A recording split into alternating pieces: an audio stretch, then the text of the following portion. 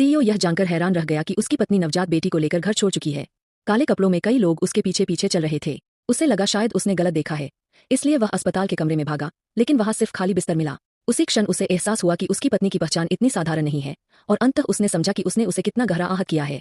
पास खड़ी नर्स खुद को रोक पाई और बोली कि उसने इतना बेदिल परिवार कभी नहीं देखा, जो औरत को ऑपरेशन के लिए अकेला छोड़ गया और बाद में बच्चे की देखभाल के लिए भी कोई नहीं आया। आदमी ने अपनी मां से सवाल किया तो उसने कहा कि वह मां खेलने में व्यस्त थी और अस्पताल आने का समय नहीं था। 3 दिन पहले औरत प्रसव के दौरान लगभग मर ही गई थी, लेकिन एक भी परिवार का सदस्य वहां नहीं पहुंचा। जब उसने अपनी सास को फोन किया तो पता चला कि पूरा परिवार बेटी के वायलिन रिसिटल में व्यस्त है। यहाँ तक कि उसका अपना बेटा, जिसे उसने हमेशा प्यार से पाला, ने दादी से कहा कि जल्दी कॉल काट दो ताकि परफॉर्मेंस बाधित न हो। सास ने उसे एक शब्द बोलने का मौका तक नहीं दिया और कॉल काट दी। नर्स परेशान हो उठी। परिवार की सहमति के बिना ऑपरेशन नहीं हो सकता था।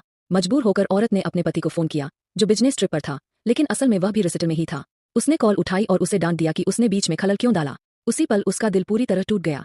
उसे समझ आ गया कि यह परिवार उसे कभी स्वीकार नहीं करेगा। उसने दर्द सहते हुए कांपते हाथों से ऑपरेशन की अनुमति पर हस्ताक्षर कर दिए। सौभाग्य से सर्जरी सफल रही, लेकिन अब उसका निर्णय स्पष्ट था। वह अपनी बेटी को अकेले पालेगी। बच्ची उसका ही उपनाम रखेगी। उसने दृढ़ता से तलाक के लिए आवेदन कर दिया और मांग की कि आदमी बेटी की कस्टडी छोड़ दे। बेटा उसके पास रह सकता है। आदमी को परवाह नहीं थी। उसने कहा, तुम बस भावुक हो, थोड़ा शांत हो जाओ फिर सोचना। उसकी उदासीनता ने उसका आखिरी भरोसा भी तोड़ दिया। उसने सोचा, इतने साल उसने इस परिवार को सब कुछ दिया और बदले में हमेशा ठंडापन और उपेक्षा मिली। उसने अपने बेटे से भी रिश्ता छोड़ दिया और अपने मेंटोर को कॉल करके कहा कि वह रिसर्च में लौटना चाहती है।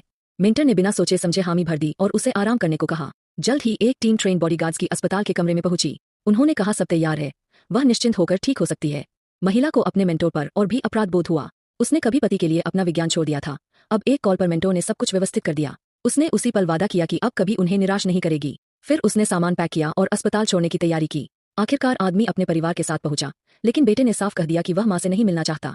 आदमी ने बच्चे को दोष नहीं दिया, बल्कि औरत को ही छोटा दिल वाला कहा और समझाया कि जब घर लौटेगी तो थोड़ा परिपक्व व्यवहार करे। तभी उसने उसे जाते हुए देखा और तुरंत कॉल किया, लेकिन उसने फोन नहीं उठाया। उसे लगा वह घर लौट गई होगी, लेकिन जब वह घर पहुंचा तो वहां वह नहीं थी।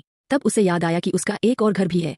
उसका पासवर्ड उसकी जन्मतिथि थी, तो वह वहां दौड़ पड़ा। उसी समय औरत अपने घर पहुंची। उसने झटपट हाउसकीपर को आदेश दिया कि पासवर्ड बदल दे और आदमी को अंदर आने की सख्त मनाही कर दी। तभी आदमी दरवाजे पर पहुंचा।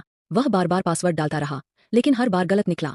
वह दरवाजा खटखटाने लगा और अंदर आने की गुहार करता रहा, और तभी वहां एक बुजुर्ग व्यक्ति प्रकट हुए।